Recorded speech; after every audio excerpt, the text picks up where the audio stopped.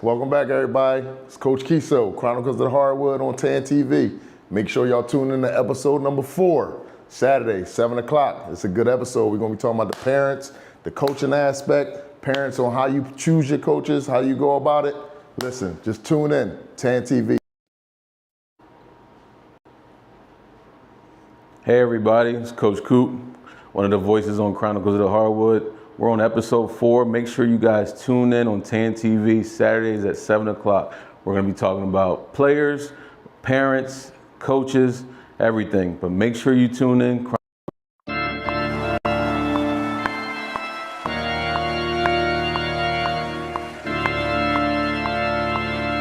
yo, we back at it, man. Welcome back. Chronicles of the Hardwood on TAAN TV. This is our 4th episode, y'all. We're going to get into a whole lot of good stuff, man. You know who I am, Coach Keso. Matt from the Chronicles of the Hardwood. Coach Coop, Chronicles of the Hardwood. Today we're going to talk about a few things. We're going to get some opinions from these gentlemen as parents. Even though Coach Keso is a coach, we also want to get a parent perspective. Now, you two have also played on other teams in the past, as you know, with your kids. As a parent, coach, how do you evaluate your kid compared to a coach that may have a different opinion on how he sees your kid's talent? That's a good question. Me personally, like I feel as though my kid, of course, is better than how somebody else would probably see him, because I work with him all the time, so I'm around him 24/7. So I know what he do good and what he not do not so good. You know what I'm saying? Right. So me, I basically like to look for coaches that don't have a kid on the team, Okay. because I feel like they could be a little biased. I know people probably say that about me with Isaiah, but I try not to be. I'm real hard on him. But me first, that's the first thing I look for. I look at the interaction the coach had with the kids.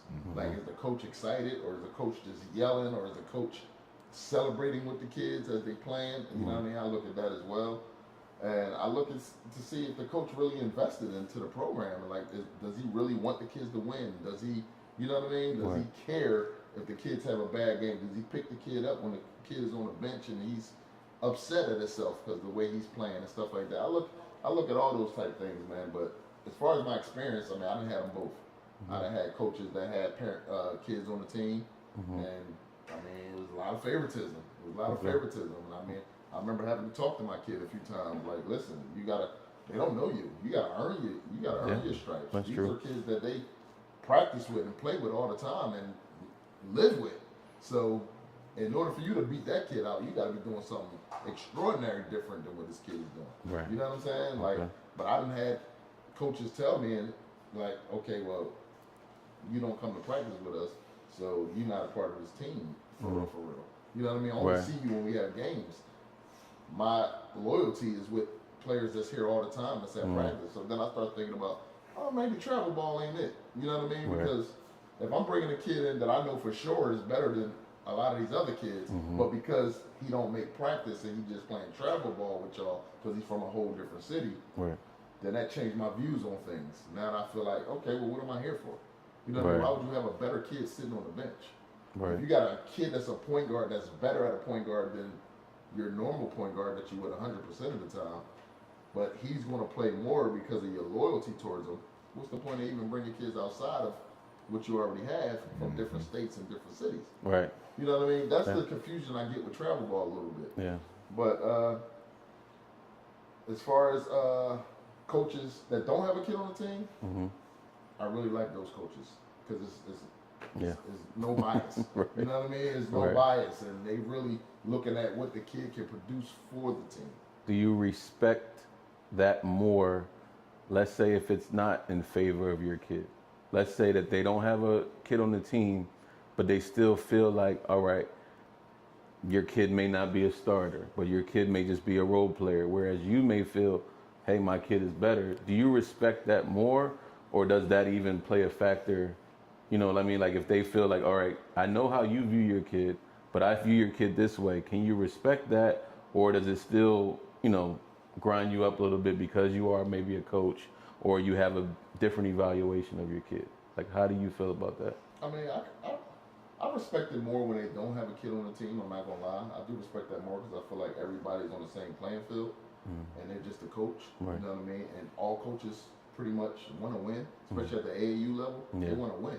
You know what I mean? Right. They're not just a CYO coach or a coach that's just volunteering because they're told to, like a school coach at middle school or something like that. So I do value that a little bit more when it's not a kid on the team, but I respect it as well because at the end of the day, he's gonna put the best players on the floor.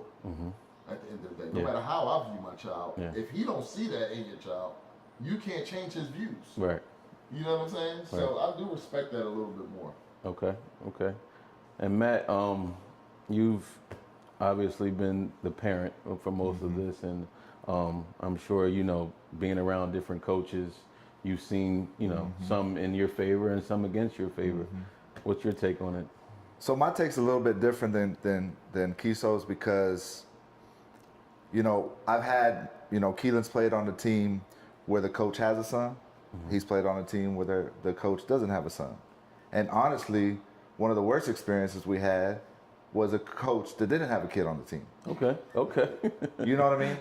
Sometimes I feel like you have to be real careful.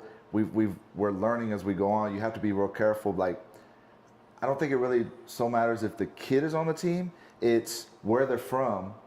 What is that coach's relationship with those kids, and are they all from the same city? See, and that's where I fell in the trap.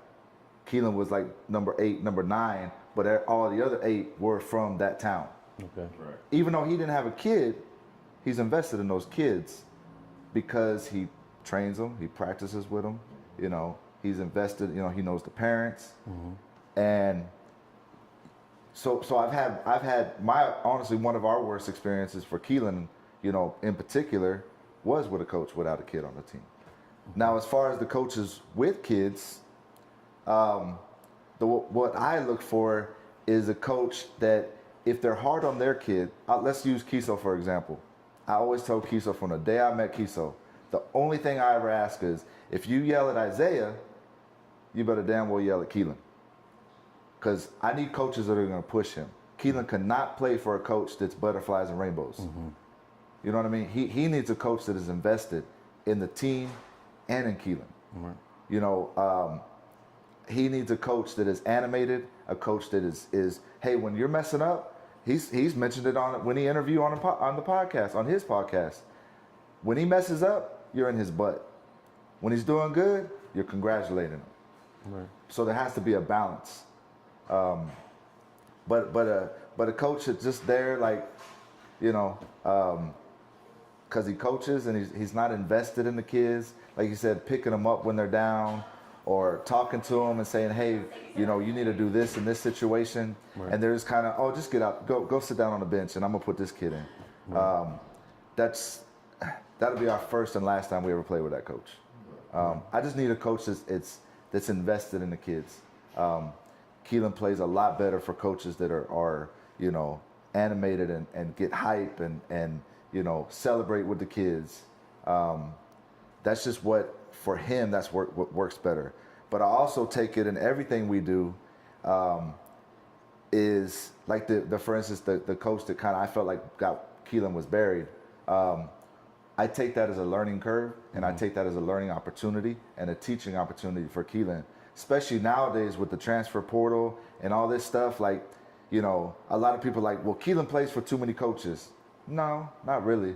Not in my opinion. Right. Because he could go to school, like we talked about before. He can go to a junior college. Say he went to a junior college, play 2 years, have 2 different coaches. Then he gets picked up on a D1. He can go through 3 coaches or 3 different schools nowadays. Right.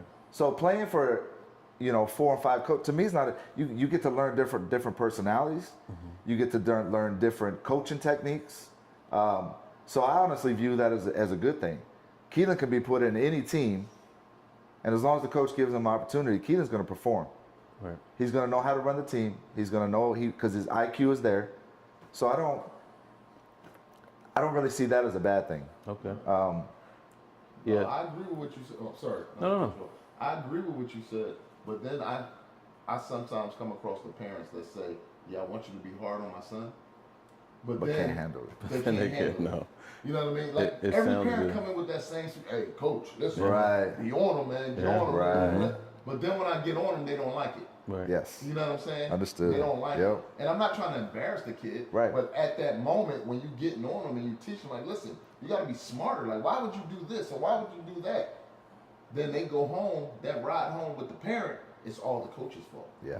You know what I mean? Right. So they listening to that 20, 30 minutes home, and that's what they going off of. Oh, well, then I get the phone call. Oh, well, coach, you was a little too hard on him. Right. Or why you yelling at him like that? Well, Right. everybody know I'm real hard on Isaiah. Right. I'm super hard on Isaiah. Mm-hmm. But sometimes I feel like Isaiah, he catches too much slack because it's not his fault. Right. But as a coach, coaching a parent, and that's another difficult part of it. As a coach, coaching his own son, as a parent, your kids seem to get the blame for everything that For goes everything. wrong. Oh, Right. Everything that goes wrong. That's You know what I right, mean? right, Somebody right, else right. turn the ball over and it's his fault. Like, why the hell did you pass it to him? Right. You know what I mean? Because you invested and you want to win that Right, bad. So right. you like, know your personnel. You should. Right. He's like, but Dad, you told me to pass the ball if he's open. Right. You know what I mean? But that's Yeah. the good relationship I got with Isaiah because he can explain that to me. Mm-hmm. So I try not to get on him as much. Right. So then on a ride home, I get on him and then we talking about it like, yo, why would you do that? Or why would you do this? Or why would you do that? And then he can explain himself to me instead of being in the gym around everybody. Now he's embarrassed because I've been yelled at him. Right. You know what I mean? Because he's getting the blame for everything. Yeah. You know what I mean? Yeah. Like even though it's the right play, it's kind of like LeBron James. Not Right. to change the subject. LeBron James get blamed for making the right pass. Yeah. Yeah. But Yeah. because that kid shot the ball and missed, or because that player shot the ball and missed, it's LeBron James' fault, even Right. though it was the right pass. Or didn't catch the he ball should've first. forced it. Right. Right. Right. You know what I mean? Oh, Right. know your personnel. He's open for a reason, and all, you know what I mean. You get Yeah. you get Right. that aspect of it too. But yeah, I mean, parents will get on me for Right. how I coach their kid, but they'll come in and they'll say, "Yeah, man, I like the way you being hard on your." But then when I do that, Right. Right. and I get on their kid, except for you, man. I ain't even gonna lie, man. Not to change the subject, man, but I give you all the flowers because you allowed me from day one. Like I had Keelan since he was in kindergarten. Right. You know what I mean? Right. Kindergarten, first grade, him and Right. Isaiah have been playing together. Right. Since SOA basketball. You know what I mean? Yep. They've been on teams, and they're a package deal. People don't realize it, but they're a package deal. Right. And I like to give you your flowers because you allow me to coach Keelan like he's mine. Right. You know what I mean? That's Yeah. why I look at him as like a nephew because you know it's no animosity at Right. all whenever I am getting on. Right. You know what I mean? Right. So I But- do appreciate that. But it goes back to what Coop said a couple episodes ago. You have to like really evaluate as a parent where you're at in this basketball journey. We're building for the future. Right. Some people are seeing, what happened Friday. I'm looking at what happens in 3 years because of the way y'all are coaching him, or whether another coach is coaching him, and the feedback he gets. Because, when you talk about the parents coming at you, if Keelan comes to me after a game and says, "Man, Coach Keso was on my ass this game. Like I couldn't do nothing right." You know what my response is? And you can ask him, "Did you tell Coach? Like, don't come cry to me." That's why I parent. I don't coach. You talk to your coach about that. Yeah. You want to play on this team? Talk to your coach. Don't come to me with your crybaby tears. Because we're looking forward. Like, you got to be able to, at some point, I'm not going to be there. At some point, if you're off at college and y'all are playing somewhere else, I'm not going to be there to fight your battles. You got to learn to do that on your own. Right. So as hard, like, it's hard for parents to take a step back and see where are we realistic in this journey, and like where do we realistically see our kids going with it. Right. And everything I do, whether he goes there or not, is for him to get to that next level. Much. Yeah, and listening to you guys, like what I see as a coach when you're dealing with these parents is almost sometimes they don't trust us. Right. Because, I'm saying before your kid started this journey, were you in the sports? Did you play basketball, whatever sport you were? Did you do it? Now, if your answer is no, you should trust my judgment. You should trust Coach Keso or whoever as that coach, Even and if the kind of answer is yes. yes, or just you know what I mean. Like I'm investing in you to do something for my kid, Right. so I'm gonna back off. Right. If you're not harming or doing anything malicious, you're in charge. And can you respect that? You know, and can you handle the criticism that I'm going to give your kid and you as a parent at where I see your kid? Coach Keso may get a phone call late at night. I think my kid should play up, or I think my kid should start. I think my kid should bring the ball up more. I'm tired of my kid being in that spot. What's up? And, you know, I always tell parents, like, if I don't have bad intentions for your kids. We don't have, this is not intentional. Like, I'm one of the coaches that don't have a kid on the team. Just like Coach Keso said, there's no favorites. Like, everybody's going to get the same treatment if you're good, same treatment if you're bad. But there's no way I'm trying to diminish their skill set by putting them in a certain situation not to help them. If I felt that they can do it, or whoever coaches feel that they can do it, they would do it. You know what I mean? But when they give you feedback as if, you know, we're winning, like let's say we're winning the tournament and we're up by 20s and 30s and one parent is mad. We're like, what are you mad about? Well, my kid didn't get the ball. My kid didn't. Okay, but we just won a championship and you're coming at me right now with this? Right now? That's a lot. Right now? We get that a lot. And it's not fair as coaches because we're just doing our job. We're trying to make your kid better, and we're trying to do it collectively. And it's like, you know, I understand everybody is there for their kid. That's fine. But I just feel that most parents don't trust the coaches to that extent to just let them do their job. So here's one thing I always tell myself as a parent. The number one thing I tell myself is, if I don't trust the coach that Keelan's playing for, as a parent, I have the right to move him to another coach. So as long as Keelan is playing for Coach Keso, why would I leave if I don't trust what he's trying to do? You got to allow the coach that your son's playing for, A, B, C, or D, to play for the coach because you trust that coach. If you don't trust that coach, why are you fighting it? Why are you going to the coach about it? You're right. Because it's like I used to tell my guys, and you know, not in basketball, but just in life in general. I do not go to your house and set your alarm clock and tell you, you have to be at practice at 6 o'clock on Tuesday. You choose to go to that coach. You choose to go to that team and play. So if you're not going to allow the coach to do his thing, and you don't trust his instinct or you don't like his coaching style, guess what? You're not signed to a contract. You can go somewhere else. Bounce. It's okay. And I know it's easier for a parent to say than a coach because, you know, and I think that's a fine boundary. Like, you know, am I a business and a coach, or am I just a coach? Am I volunteering to do this? Like, there's all different kinds of coaches. So you have to find a coach that's what you want. It has to fit. So you don't have to stay there if you don't like them. But I don't like when, you know, I hear, you know, parents like, blah, blah, blah, this, you know, blah, blah, blah, that. Okay, then don't be there. Like, we didn't come get you, and you got a 4-year contract. We're not, in the NBA yet. You haven't signed a letter of intention. Like, go find another coach. It's almost that like they want answers, but then when you give them answers, they want more answers. More questions. They like it's not enough. Or they disagree with it. And then I tell Keso all the time, I'm gonna tell you how I feel, right? About anything. I'm definitely gonna tell you how I feel. Then that's where I leave it. And y'all can do whatever you want with it. Hey, I don't want Keelan playing 4th grade. Okay, Matt. Hey, next weekend we got a 4th grade tournament. Oh, okay. Like, at the end of the day, I'm still going to trust y'all to put them in the right spot. And we can have our conversation, but I don't think I have ever said, no, I'm not doing that.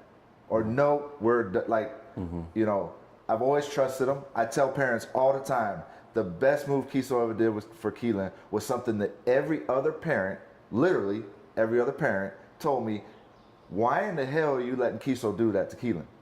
And you know what? I can honestly say to this day, I feel like that's why Keelan is where he is at right now. It made Keelan be a leader. It made Keelan learn how to be that guy on the court. A lot of parents can't do that. A lot of parents, we posted something on our IG. Are you going to let your kids struggle? If you're not going to let them struggle, you're not going to get anywhere. Yeah. So Yeah, and also, you know, sometimes when we're coaching, we may get these parents where they're not able to accept their roles on the team. right. Me Like and this, kid roles you talking yeah, the kid role. Me and this guy talk all the time about every player on the team, Right. and you know where we see them at, and we may see them as that role player, and they're great at their role, and then you get the call where their parent thinks, "What role player? Yeah. No, he can do more. He can do Right. this, and he can Right. do that." And now it kind of shifts their game because they're trying to listen to coaches and the parents at the same time. Right. So now they're just confused. They're just on the court, up and down and up and down. And I wanted to ask Coach Keso, you know, when you get that parent that's wanting more for their kid, but you have them in a certain position, how do you handle that where, you know, you're able to still, you know, not fall in line with what they want and still be the coach that you're capable of being? Well, to be honest, a lot of times when I get that call from that parent, I ignore it. I ignore what they say because I know you're gonna lobby for your son or whatever, or want to see him do more. But at the end of the day, I watch him at practice twice a week. If your son can do better with handling the basketball, he will show me. I don't need you to tell me. Right. You know what I mean? Like, I know you're going to tell me, oh, yeah, he's better at this and he's better at that. I think he should start. I think he should be the one at certain times. I think he should. Let him show me as a coach, because I'm not holding no kid back. Right. I'm not holding no kid back. But everybody seems like nowadays want their kid to be a point guard. Point guard. Point guard. That's the number. That's everybody want their son to be a point guard. I don't care if he's 6'5" in the 4th grade. Right. I want him to learn how to play point guard. Yeah. Okay. You need to get that kid trained. Yeah. You know what I mean? Don't think that I'm going to make your son a point guard if he never played point guard before, and I'm just going to put him in the game and try. Because guess what? I got 8 or 9 other kids that's trying to win. Right. So practice on being a point guard with training, but not here. Right. You see what I'm saying? Yeah. Like, I don't have the time to do that. Right. You know what I mean? 'Cause Yeah. I'm coaching all these other kids. Right. But if your son was a point guard, he will show me that he's a point guard. I don't need you to tell me. Yeah. So a lot of times those phone calls, when I get that, I listen to it, but it going one ear right out the other. I'm gonna just be honest with you because I don't need you to lobby for your son like that. Right. I want your son to show me. Right. If your son is a good defender on this team, be a good defender on the team. Right. You know what I mean? Right. Play to your strengths, work on your weaknesses. Yeah. I live by that motto. Yeah. We're gonna play to our strengths, work on our weaknesses. And I'm not gonna put Isaiah as a center and tell Josiah to go up and be the point guard because you feel like he's a point guard. So now I gotta move this guy out his role to please you as a parent. Right. You see what I'm saying? No, right. No, we're gonna get him better. He's gonna get better. He's gonna work on his weaknesses, and as a team, we're gonna win. right. But a lot of times, parents are not. They're not cool with that. They not because they may come from a different team where they were that man, and then they come to this program and thinking that it's going to be the same transition. Hey, I was the point guard over here, but you may go from point guard to small forward over here because we already have a point guard. But it doesn't mean that it's really diminished. But it's just we can fit you in a different spot. But are you as a parent okay to accept that? Right. You're okay to see us from afar and then say we want to be a part of it, but the minute you're a part of it, you're like, wait a minute, I didn't sign up for that. That's not, that's not what I'm about. And you're like, well, this is what we have for your kid. If we feel that they're going to move up or they're going to be in a different position, we'll do that. Right. But for right now, trust it. And I think that's what it comes down to. Are the parents able to trust the coaches that they put in front of their kid to take care of them? But let's put it back on the parent, because some of this is the parents' blame too. Because people ask me, and I'm not even a coach, blah, blah, blah, it's a point guard. And I think that so many people or so many parents are trying to push their kids to be something that maybe they don't even want to be. Like, hey, my son should be a point guard. But have you asked so-and-so what position, Right. Because I think when coach puts them in a position, right? Learn that position. Right. Yes. Learn that position. Exactly. Master that position. And if you want him to be say he's a forward, right? Learn that position. Learn everything you can do at the forward position, but train outside of practice to be a point guard and get your dribbles down. Right. But you go to the parent, oh, I want him to be a point guard. I want to be the point. Okay, so what are you doing outside the 4 hours we practice? Well, he's in the driveway. No, I'm sorry, parents. The driveway's not going to cut it anymore. Let's be honest. Right. Are you training? Are you getting a personal trainer or a basketball trainer to help your son outside of practice? Because like he said, that's the one thing that we've always agreed on with practice. I don't need Keso to teach Keelan to shoot the ball. Right. He don't have time for that stuff. He's got 40 other kids. I need him to teach them how to play ball and get that bump when we're in practice. We've always agreed on. The parents go to this, well, this coach does this, and you know, he has the ladder and the cones, and yeah, that's great. You should be doing outside of practice. I'm sorry. My opinion, that's why we've always meshed, like for my son, right? That's why we've always seen eye to eye, because I appreciate the way he coaches and I agree with the way he coaches. Right. So it made it easier. It made it a fit, because so many parents, well, this guy did this drill and they do 10 minutes here and 10 minutes there. Okay, well, how? Okay, come play with us.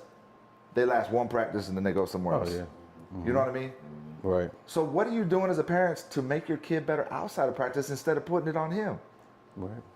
Like, take some ownership in it. Absolutely. And the crazy part is, see, when parents are asking for kids to change their role or positions on a basketball court, they're not even looking at it the right way. Their whole thing is, I want them to be a point guard. I don't stop a kid from dribbling. No, you want your kid to dribble more. Right. That's what you said. I never tell a kid, no, you can't bring the ball up, or you can't dribble, or you can't shoot a jump shot, or you can. No, you want your kid to dribble more, because every time you see him catch the ball, he's scared to put it on the ground. Right. So you think telling me to make him a point guard is going to make him start dribbling more? Yes. Right. No, now you're just setting us back. Yeah. Because you see our kids, they can get it off the glass and they can push it. Yeah. You can dribble the ball up the floor. No That's problem. just like Steph Curry. Steph Curry is a point guard. But who brings the ball up? Draymond. Draymond. Oh Green. yeah, absolutely. So are they saying Draymond Green is the point guard? No. Right. You know what I'm saying? Right. That kid Pozinski, he brings the ball up the court. Steph Curry's a great shooter. Why would I have him bring the ball up the court? Right. I got the best shooter in the world right here on the wing. He's So coming is off he shooting guard now? Right. No, he's Right. still the point guard. Right. But other people can play that role of bringing the ball up. Yep. You know what I mean? Right. So they don't understand. Like parents just don't understand. Yeah. They don't understand the different positions and how the game has changed, where, like you said, a power forward can bring the ball up the court. You don't have to be the point guard to bring the ball up the court. Right. But they think if they tell you, I want him to be a point guard, what does that mean to you? Right. You know what I mean? What is that? Okay, it's almost like you push back. Okay, tell me, what does that mean? What does that look like to you? What is that? Because there's nothing that Keso can do once you get into the game, and once you get the crowd yelling, and once you get that excitement, you could teach him all day long in practice and training to be a point guard. But as soon as he gets that rebound and one kid runs at him, what's the first thing he'll do? I don't want this. The ball. I don't want it. But then the parent is mad because it's not a point guard. Right. So what does a point guard mean to you? Yeah. Right. I don't think they even know. I don't think a lot of parents. I just hear. I think they hear the word point guard. Right. And then they see whoever kid is the point guard and say, I want that for my kid. Right. But that's not realistic. Not for It's every like kid. when we talked Right. about, when I brought up a few episodes ago about, please evaluate, look in the mirror at your kid. That's what. Yeah. Like, Right. it's okay if you don't have that. Right. But just accept what they are and make that stronger. You know what I mean? They That's don't what I'm know how to saying. do that. Master that, and then as they get older, they may be able to pick that up. Right. They may be able to move that. You know what I mean? And when you're training these kids, like I train some kids, I always tell parents, let's perfect one thing. That's it. Instead of just trying to do something every single week. Right. I want it to be boring. Right. So that way it's natural. Right. It becomes natural. Right. If I have Isaiah and I'm like, Isaiah, we're doing pull-up jump shots with the left hand. Again, yes. Yeah. So now when he's in the game, it's just easy. Right. Now we can extend. We already got that. We crafted that. Now let's extend right hand or whatever, add something, but be great at something instead of good at everything. Right. So then we can say, all right, now that trainer is doing their job and they're getting better. Now I can come to Coach Keso and say, hey, he's been working on his left hand and right hand. Right. But you don't need to say it because Coach he sees see it. Yeah. He sees it. Right. Like me and him see things all the time in practice, and we're like, oh, he's been working on something. Yeah. We can tell. Yeah. But when you're doing the same thing every single week, we can tell you don't have a trainer. Right. You don't have a thing outside of the 2-hour practice. You go home and do whatever you do, and then you make the phone call and say what we need to work on as coaches. But no, you have to know what you have at home before you point the finger at us and say, you know, maybe it's not my kid, maybe it's the coaching, but you have to put that time in, just like you said, with training and stuff outside of practice to get better. So then maybe we could have a different discussion at the time. I don't think other parents really realize how much time, like Isaiah, Keelan, put into the game of basketball, and how much time we do other things outside of practice, outside of games. We can have 2 practices every week for 2 hours. We play all weekend, but you know what? All the other days, Keelan has 1 day off a week. We do mornings twice a week, and all that is for is shooting. We don't do any dribbling. We don't do any. It's straight shooting twice a week for an hour each time. Now, when we go to a different trainer, that's getting to the buckets. That's dribbling. That's all the other stuff. Like, this is not just something that Keso can do for 4 hours a week, and your son is just going to. Right. You have to do something as a parent. Right. You have to do more as a parent. You can't just put it all on Keso. But what they do as parents, they're looking and they're comparing their kid with the other kid. Right. All the time. And that's the bad part. Right. All the time. You know what I mean? Right. They're looking at what another kid is able to do, and they thinking, "Oh, my kid, you should be doing the same thing." But it's not realistic. It's not realistic. It's really not realistic. Your son is going to be your son. Yeah. That kid is going to be that kid. You know what I mean? In due time, as they keep training and playing, they're all going to get better. Right. But you got to just stick to it. Right. You're going to get better no matter what. Because if you treat this as something that you're doing all the time in your life, you have no choice but to get better. You have no choice. Right. You know what I mean? Yeah. But stop rushing it. Yeah. You cannot rush the process, especially at 10, 11-year-olds. There could be a kid right now that's nothing. Right. And in 4 years, he'll be the best. That goes back to the rankings. Just because you're number 1 now, you might not even play basketball in the 9th grade. It changes. Exactly. So changes. everything changes. It all It's changes. a marathon. It is. It's Absolutely. a marathon. But you gotta stick. You gotta stick to it. Right. You have to stick to it. You know what I like to see though, that I'm quite sure like a lot of parents might not like to see, or coaches might not like to see, but I love to see kids struggle in practice. Right. Yeah. I like to see them have a bad day, or I like to see them miss a lot of shots and they get in their own thoughts like, what the hell is going on? I shoot this shot all the time, but it's not going in. So they can know how to deal with it mentally. Yeah. Yeah. Now you know how to deal with it. Because if every time you went out there and you had a great game, you're not going to get better. You got to go through the mental part of struggling. Right. You have to. You got to have them bad days to know that, okay, I got to push through. Yeah. I got to push through. Because if every day is a good day, like Isaiah, Keelan, Deuce, when they get frustrated at practice and they're having a bad day, I love it. I love it. Because I'm like, what are you going to do mentally? Yep. Are you going to quit? Right. Are you going to quit? Right. Or are you going to work harder? Figure it out. Because each day is different. Yeah. Each day is different. Like, you don't think Steph Curry is like, hold up. Why? Not to keep bringing up Steph Curry, but yo, how can I go 1 for 8 against this team and then look at the next game when he played Houston? You know what I mean? They just thought they did something. They showed up, they had 3 points, they won and they had the playoffs, he out there with 30 something. Right. And they like, well, what the hell did we do different? Nothing. It just happens. Yes. You're not going to have a good Right. day all the time. Some days, people going to have a better day than you.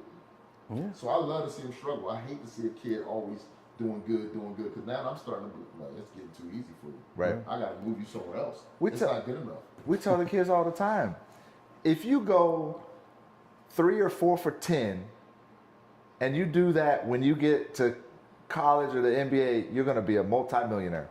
Yep. You shoot 42, 43, 44% in the NBA at 3-point, you're going to be a millionaire. So why are these kids They put too who much- shoot, sometimes, hell, there's games when they could shoot 6 of 10, and they're pissed. They're pissed. Right. They're upset. How many times we commented about Friday? You could win by 40 points and our kids walk off the court like their dogs got shot. Yep. And it goes into, you know, something else, because I feel, you know, and I don't want it to be that, you know, we're coming at just the parents and everything, because on the flip side, coaching helps too, with as far as uplifting that kid that is down. You know, sometimes that assistant coach is on the side, or sometimes I'm coaching and Coach Keso is talking to that kid, or vice versa. I think that plays a part into it too. Like, and I wanted to just touch on, you know, what makes a good coach. Is a good coach, you know, in your eyes, based on the success? Is it based on the feeling that that kid gets? Or as a parent, do you get a good feeling from that coach? Not by the wins and losses, but what you're teaching the kid. Does, I don't know, you know, just being there for the kid every single time that they're down, or pushing them? Does pushing them help? Does laying back and just allowing them to make those mistakes help? Right. What, in your opinion, I'll go to Matt first, makes a good coach in your eyes? So I think it goes back to what we were talking about earlier. To me, like, and maybe I'm skipping what you're asking, but I think you have to evaluate what your kid can handle, and what your kid reacts to, and is that coach. It's kind of like a teacher. A coach is a teacher, Yes, right? absolutely. And a teacher knows that every student learns a different way. Every kid cannot handle the same stuff. And I'm not saying you have to have gloves, but you have to be able to take those moments in a game. And if a kid doesn't react to yelling, hey, here's what you were supposed to do. Here's what we need to do. This is how we're going to move forward. Now get back out there and let's get it. And not just, you know what, you're worthless today, and go sit on the end of the bench. Right. Or like my son, whether he, like, if you see it in his eyes and he hates it, he needs a coach that's like, that's not how, you know, in his butt. Yeah. He has to have it. His trainers have to be like that. If it's rainbows and butterflies, Keelan's not going to play ball for you. And I just think it's you really have to evaluate the coach and, like, be realistic about where you want your kid to go too. Right. Is he just a YMCA coach that's there to volunteer and, hey, we did good, guys, now let's go get our snacks? Or do you want a coach that's going to push them to be that next level, who's going to teach them to go to that next level? And there's nothing wrong with either one. Either one. There's nothing wrong with But either as a parent, one. like we always say, just be realistic. Right. Because that's going to help your kid grow too. You're not going to push him to how many parents have we seen that, you go score, you go do this? That's not his game right now, bro. Just let me handle this. Right. Sit over there. Yeah. You know, I was terrible at it for a long time. I was probably the worst parent on fadeaway for a long time. I would make Keelan be this small. Right. You suck. Go sit on the bench. Give me your shoes. Like, and I've kind of learned. I try my best to just let Keso handle it, and let y'all do y'all's thing. And I still say stuff here, and I fail as a parent sometimes, but you just have to see realistically what you think your kid can handle, and does that coach fit that? But let me ask you a question. Let me flip on it. Said, do you think with all these issues going on and all this stuff going on, as a coach, has your role changed where not are you evaluating the kid when they come in the gym, but do you kind of see the parents? I don't know if this, like, do you evaluate the parents as also the kids, or is it just whatever kids come in the building, let's go? I know for me, I look at the parent and the kid as a collective thing. Right. Because I know, and I always tell some of the kids, you may not get the same speech from me as you're going to get in that car after when you get home or when you're driving. But at the same time, you got to know what you deal with. But I also try to, as much as I can, separate the parent over there while I'm coaching the kid or at practice with the kid. It's hard because they have to go home to them, but I know what they're telling them versus what I'm telling them.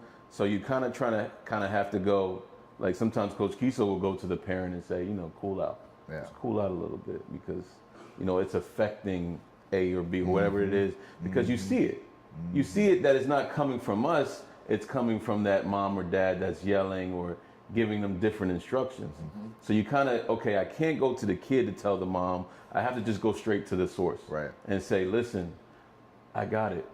Just trust me. Just trust me. You know, just back off a little bit, and then we can evaluate something else after. So you kind of have to do that because they're always involved. They're all involved, and even if we try to separate them, at the end of the day, they're involved. So I think if you communicate with the parent more and say, this is where I see them, then sometimes it works and sometimes it doesn't. What's your take on it? I mean, listen, I agree with a lot of that. But like to answer your question, I just think, man, like you cannot make everybody happy, no matter what. You're never going to make everybody happy, man. And these parents sometimes, they try to take over coaching their kid when you're trying to coach them, and it just causes friction. You know what I'm saying? Because like, how do you expect me to get the best out of your kid if he's crying on the bench because he's worrying about what you're going to say to him? Or if we're in a tournament and you feel like your kid didn't play, you got him running suicides because you felt like he didn't hustle more. Can you just leave that to the coaches? If I feel like your kid didn't hustle, why are you wasting his energy and we got 3 more games left for him to start running suicides in the middle of the games? In between the games when we on a break. Or doing push-ups. What good is that? Or doing push-ups or sit-ups or doing high knees. I'm like, what? Like, what? Like, sometimes I feel like these parents, man, like, they want to be the coaches, but they're coaching from a parent seat instead of a coach seat. If you want to volunteer and be a coach, just ask me to be a coach. I'll probably bring you on, and you'll probably get better at doing it. You know what I mean? But I just think that's the only hard part is when I see these parents try to take over the coach's responsibility, and it's not good. Because when you do that, I kind of want to tell you, listen, this ain't working out for you. Take your kid to another program. But me, I'm the type of coach, like what you was talking about, I'm the type of coach that's so invested in the kid, I try to look past the parents. Even though I know that's impossible, because the parents is the one that's paying their dues. The parents is the one that's paying for these tournaments. You know what I mean? But sometimes I feel like these parents are trying to coach and they stepping on my toes, man. Stop stepping on my toes. Where's my teaching moment at? Let me teach them. I don't want them to be scared and not want to go sit next to their parents or not want to go eat and have a good time with his friends because they're worrying about that ride home, and that ride home is a mother. It's dangerous. It's dangerous. It is really dangerous. Is. Like, listen, I don't even want to say the people's name, man, but I remember, man, we had a camp, man, and you was there, man, and it was this parent that's coaching his kid, and they blew the team out by 45 points, man, at least 45, 50 points. But because his kid wasn't playing to the level he was at, he punched his kid in the mouth. Right in the mouth. He punched him in his mouth, and he was leaking and bleeding and crying. And I'm like, you just won by 45, but because your kid didn't get 45, and he might have had a bad game, you punch him. I would never let my kid play for a coach like that. And this team was undefeated for years. For a long time. Like, this team never lost. But just to see that type of reaction, I'm like, yo, that's crazy. And I know me. I know some parents probably look at the way I treat Isaiah. They like, yo, he yelling at him and shit. But to punch him in his mouth. The coach punched his son? He was the father. Yeah, he was the father. But he punched his own kid in the middle of the gym. In the middle of the gym in front of everybody. And say, go find your ball. Remember that? I was like, whoa. Wow. Like, this is crazy. Yeah, it this gets is crazy. It like, gets, I see parents grab their kids by the neck and pull them off the court right after the game. Like, what the you doing? And the kid is like, well, damn, I had a bad game. But, I mean, that's the only hard part, man, because, I mean, I get frustrated seeing that type of stuff. You know what I mean? Because I already know how I am with Isaiah, but I'm nowhere near, like, how these other parents are. Nowhere near. You know what I mean? Yeah, and the thing is, I mean, I can't really, I know how we feel about it, but it's also, you know, how do we feel? Do we feel that most of these coaches that we see, are they doing it to teach these kids, or are they doing it because middle school? When I see middle school basketball, just to bring that up, I see it more volunteer coaches than actual investing to teach them. And I mean, you know, what is what is more important? Like, when you're looking for that coach, or parents are looking for that coach, are they looking for someone who's aggressive, or are they looking for someone who's just nice and fair across the board? Because it comes to it, you guys are fortunate to have kids that are, above average kids. But I'm talking about when you have that kid who isn't that talented, but wants to be a part of it. Mm-hmm. Do you look for that aggressive coach because you see the success, or do you look for a kid that fits that kid? Like, do you look for the coach that balances out? Because I think you can have a great coach, but it may not work for your kid.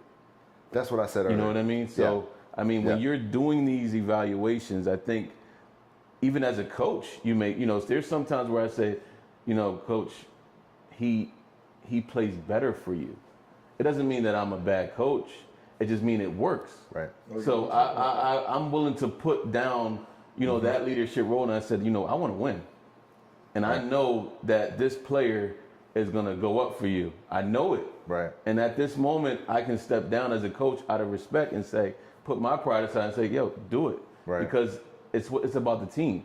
Whereas they don't know what we just talked about. No, they're like, well, what's going on with, I thought you stay out of it. Right. Stay out of it. Right. We won. Right. That at the end of the day, we won. Right. Or whatever happened, but just, we got it. Can you trust that, or just understand that? But then also, as coaches, are you even willing to do something like that? Where you're putting your pride aside or trying to adjust, because at the end of the day, you may have a plan as a coach, and when the game starts, you may have to adjust it. Can you accept that, or take that other ear to say, hey, coach, let's run this instead of that? Right. And you're like, no, we're doing this. What kind of, it comes into a perspective where you're just trying to figure out what's a happy medium that works across the whole board. So, I go to Coach Keso for advice all the time, because there's some things that I may not know, that I may need his help, because I know everything is good intentions. It's not, to make me look bad, or I'm not here to make him look bad, because you need that to make the program better. Mm-hmm. But that's the thing where I go back to the parents that they don't know about. They don't see that. They just see, well, why is my kid sitting out this entire half, and the game is close or whatever situation, but they don't understand that everything is situational. Right. It's not personal, it's situational as a coach. But I think also what's happened, and I know this has happened to Keso in the past, is the parents don't know what the kid is saying on the bench to the coach.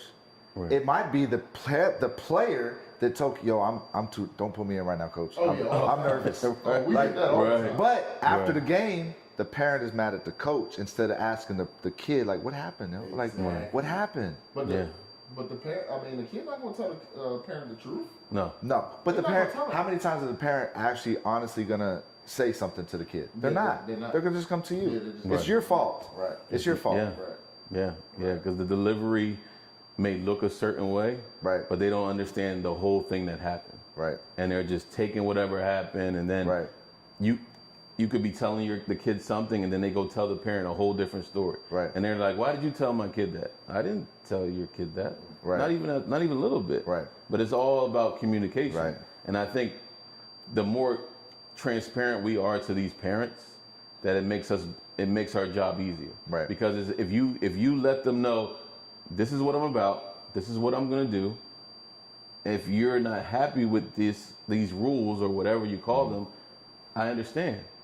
But I think once you let them know that gives you a more easier platform to coach. Yeah. Because now they're backing off and they're like, well, Coach Keso or Coach Coop told me about this, so now I know to just, let him do his job. Right. So, yeah, I just feel that, when it comes to the coach, parent, and player, it has to be a certain positive connection, because you're taking it all together. Yeah. And the moment you have any disconnection, whereas, the player may not want to respond to you, that it all can mess up. Anytime one of those three people are not in sync, it goes bad. Right. You know what I mean? So I just wanted to get, Coach Keso's opinion on it, because he deals with it a lot. Right. And then he also has a player on the team. Right. So he has 2 jobs to do. Yeah. You know what I mean? So Yeah. it wears on him. It wears on him because we are the coaches that invested in this. Right. Like we teach it. Right. We don't just take it for granted. We talk about it. Right. We don't just say, all right, we're going to work and we'll deal with the fadeaway stuff later. Right. We watch it. There's a lot of things that we do behind the scenes. Parents don't know. Right. They don't realize it. They just think we show up, you're yelling, you're cursing, you're wrong. They have no idea. Right. Right. So I just say to them, just like trust us. Right. Trust it. Right. And if it goes bad, then we'll talk about that later. Right. I think my final take on all that is, as a parent, you have to have a working relationship with your coach. Instead of going to the coach that says, I want my son to do this. Hey, coach, what do I need to do outside of practice or outside the team? I want my son to learn how to do A, B, C. Or how can I improve my son? Because I notice in this situation, he's on the bench. Or this situation, you put him over here. And just have a working relationship. Like I said, Keso knows I'm going to always say my piece. But that's all I'm going to do. And then he's going to decide where to go from there. And just have that working relationship. I think that's one thing that a coach has to have. A working relationship, and at least be able to talk to the parent if the parent comes to them and say, what can I do to make my son better? Instead, my son needs to be a point guard. You're never going to get anywhere like that as a parent for your son. Right. So that's my last. And my final take on it is, parents, just let the coaches coach. Let them coach, please. Right. Because I'm quite sure that these coaches out here, man, they have your kids in their best interest. Nobody's trying to go out here and put a player on the floor that's not ready. So when we feel like the player is ready, trust our judgment. Right. Just trust our judgment a little bit. You know what I'm saying? It's not always the coach and it's not always the kid, but at the same time, if you feel like that's not working for you and your child, I understand you wanting to go somewhere else. I understand that. The only ones I don't understand is the opportunists. Like, you know, like you were saying earlier about you got to look at the parents before the player to figure out if you want to even bring them to the team and stuff like that. A lot of these parents, I do realize, are opportunists. They're going to come for a month or two just to put their kid out there, get them all around and see what's the best fit for them. But my thing is, just have trust in the coaches. Right. Coach is not always wrong. My last take, what I would say to parents, that are dealing with coaches in sports, have a conversation with them one-on-one. And then talk about your likes and your dislikes with whatever, but be able to be open to hearing criticism, good and bad. And I think once you get that, you guys could get a better resolution on what the next step should be. Right. All right, y'all. Thank y'all for tuning in, man. This was episode number 4 on TAAN TV, Chronicles of the Hardwood. We'll see y'all on Saturday, 7 o'clock. Make sure y'all write in, ask some questions so we can conversate back and forth and give me your thoughts on how you think we can do better and the show can do better, things of that nature, man. But we appreciate y'all. This is TAAN TV, Chronicles of the Hardwood, Coach Keso, and we out. Peace.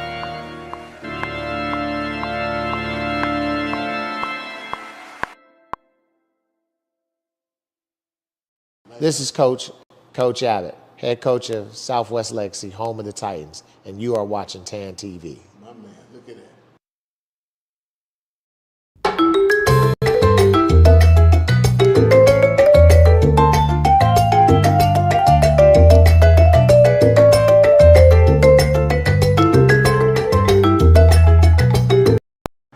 What's up, everybody? It's Matt from Chronicles of the Hardwood here on TAAN TV. Hey, make sure y'all check it out. Episode number 4, we're going to be talking about how you pick your coaches, the players, the parents aspect on picking coaches. Make sure you tune in Saturday, 7 o'clock here on TAAN TV.